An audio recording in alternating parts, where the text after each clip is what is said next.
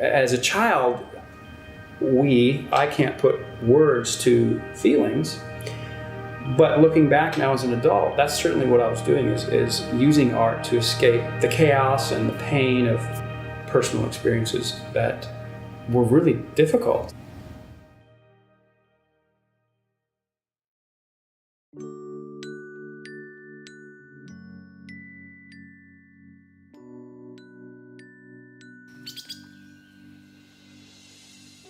In terms of working on this project of Zach, life is, for me, short. It's really short. Do I want to live in a lot of fear and be afraid, or do I want to live and not care, immersing myself in life and drinking it up because it's so short?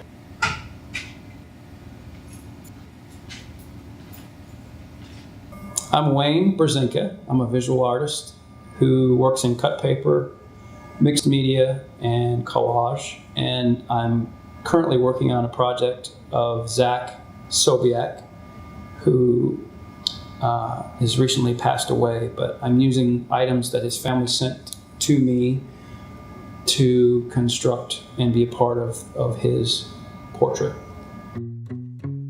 My process is finding those things that are interesting to me and wondering, being curious about the possibility of, would that work in a piece of art? Could I make that piece blend in somehow where it's seen but it's not seen? There is a process, but in terms of putting a label on it, I don't really know what I'm doing. I mean, I know it's just kind of evolved. I call it cut paper, some collage, assemblage, mixed media.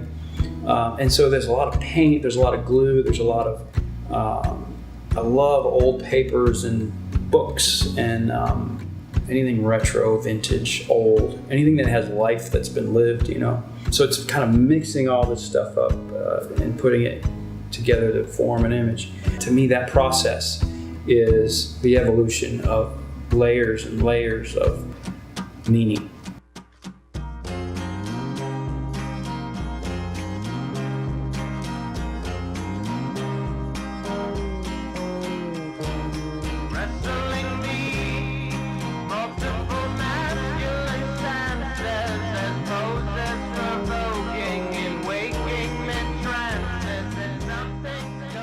I sometimes feel overwhelmed, if it's a large piece of real estate that I have to cover, it's going to take a lot of time, it's going to take a lot of energy.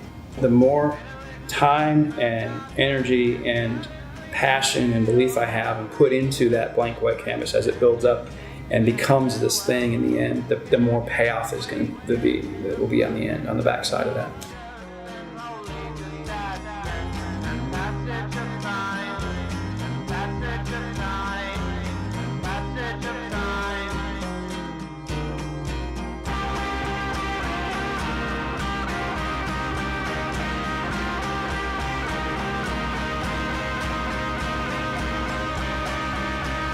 Zach's, what inspired me, I think, it's a small thing, but he has the biggest smile and the biggest grin on his face, was so full of life, and in the midst of his pain and struggle, I cannot even imagine, I can't even have context in my mind to put myself in his shoes with a terminal illness, but he was so full of life, he was so alive, knowing he was going to pass soon. When I think about somebody who's passed away and their clothing and their fan letters and personal items, that were theirs and that gets shipped to me in a box, to creatively put together in a way that incorporates them into his portrait because it kind of is who he was. There were parts of him. That inspired me.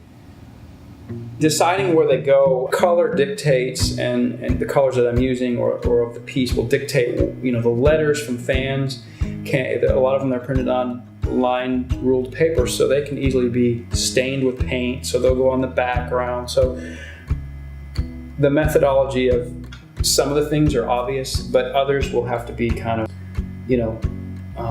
disguised. Like his socks might be part of his collar of a shirt that I paint over.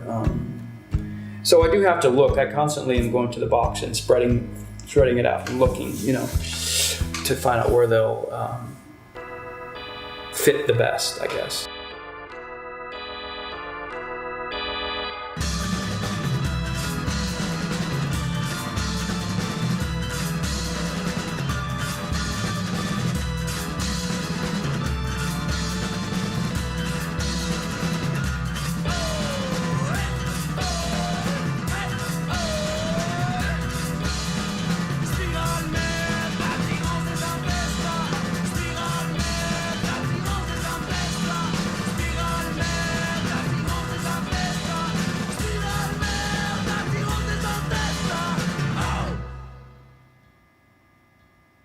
I told Zach's mom this, Laura. I said, Laura, one of my goals is to move you to tears when you see it. I want you to be moved to the point where you will cry. I mean that it would be so powerful and done with such grace and beauty. Like, that's my prayer for this piece. I think one of the most fulfilling things for me in doing this is the fact that I can do it. I mean, that I can come to work and do what I love to do, and sometimes get paid for it. I mean, I love what I do. I absolutely love my job. It's like I'm created to be an artist, I was born to be an artist. I've learned that if I really pour myself into whatever I'm doing visually, that from the other side, that other person that sees it they're going to feel that. They're going to experience the life and the depth of passion that I've put into it, on the canvas. That they'll feel that.